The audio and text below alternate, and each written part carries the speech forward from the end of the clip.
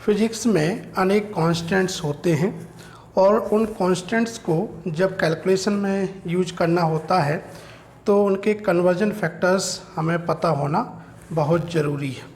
आज इस वीडियो में हम फिजिक्स के कुछ कांस्टेंट्स और उनकी वैल्यू के साथ साथ उनके कन्वर्जन फैक्टर्स की बात करेंगे। यहाँ पर सबसे पहले हम इस स्लाइड में एक जो कांस्टेंट्स जिनको हम बड़े कांस्टेंट्स कहते हैं, जिनका ऑर्डर बहुत अधिक होता है, उनकी बात करते हैं।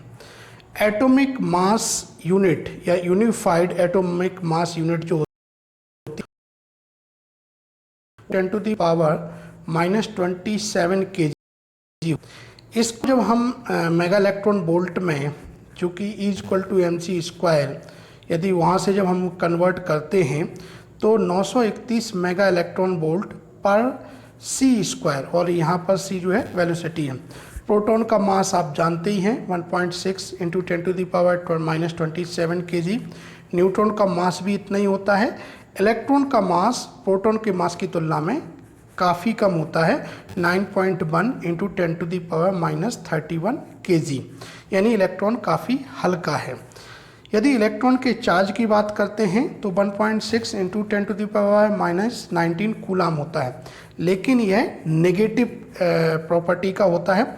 ठीक इसी तरीके से प्रोटॉन का भी होता है, पर वह पॉजिटिव होता है।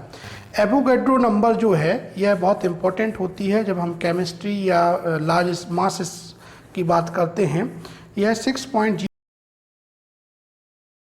पर मोल होती है। यह बहुत बड़ी संख्या है।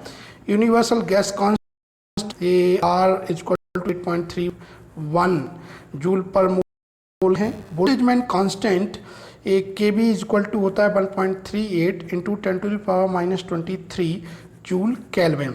और बोल्टेजमैन कांस्टेंट बहुत उपयोगी होता है जब आप थर्मल हैं।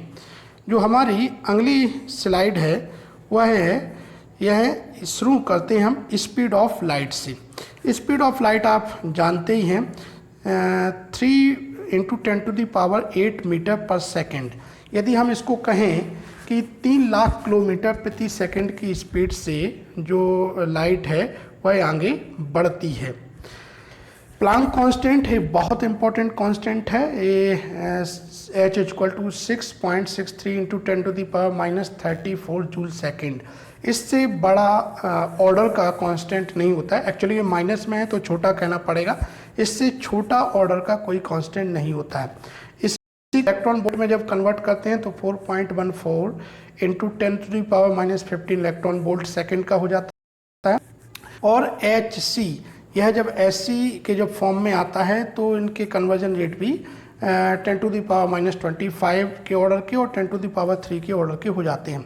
वैक्यूम परमिटिविटी जो है यह है ε0 8.85 × 10⁻⁻12 के ऑर्डर की होती है।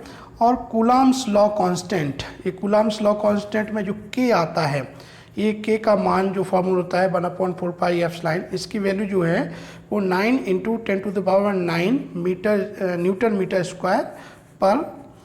ये नेक्स्ट जो स्लाइड ले रहे हैं ये वैक्यूम परमेबिलिटी है, जिसको पहले हमने बात करते हैं μ0 की।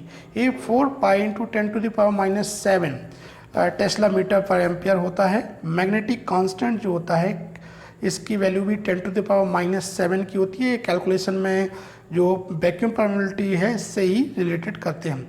यूनिवर्सल गैस ग्रेविटेशनल कांस्टेंट जो G होता है, ये 10⁻11 के ऑर्डर का होता है। 6.67 × 10⁻11 के ऑर्डर का है। जो अर्थ के सरफेस पर G की वैल्यू है, स्मॉल g, जिसको हम ग्रेविटी कहते हैं, वो 9.8 मीटर पर सेकंड स्क्वायर है। एटमॉस्फेरिक प्रेशर, जिसको वायुमंडलीय दाब कहते हैं, ये 1 × 10⁵ न्यूटन पर मीटर स्क्वायर होता है। इसको यदि हम पास्कल में लिखते हैं तो 1 × 10⁵ पास्कल, यानी न्यूटन पर मीटर स्क्वायर को हम पास्कल कहते हैं। एक इलेक्ट्रॉन वोल्ट ये कितना होता है? एक इलेक्ट्रॉन पर जो चार्ज होता है वो 1.6 × 10⁻⁻19।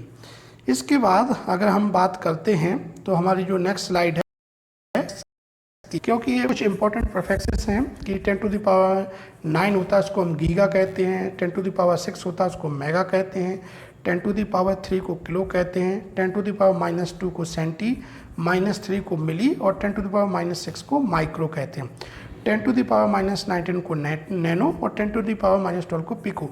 इससे ऊपर और नीचे के फैक्टर्स हैं, पर ये इन जनरली इन फैक्टर्स तक ही हमारी कैलकुलेशंस में बहुत आवश्यकता होती है।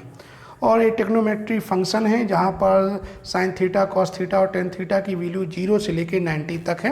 ये बहुत कॉमन टेक्नोमेट्री फंक्शंस हैं, पर जिनको याद रखने की ज़रूरत नहीं है, पर फिर भी ये स्लाइड के रूप में देखा है कि कैलकुलेशंस में बहुत यूज होंगे जब आप किसी कॉम्पिटिटिव एग्जाम्स के लिए प्रिपरेशन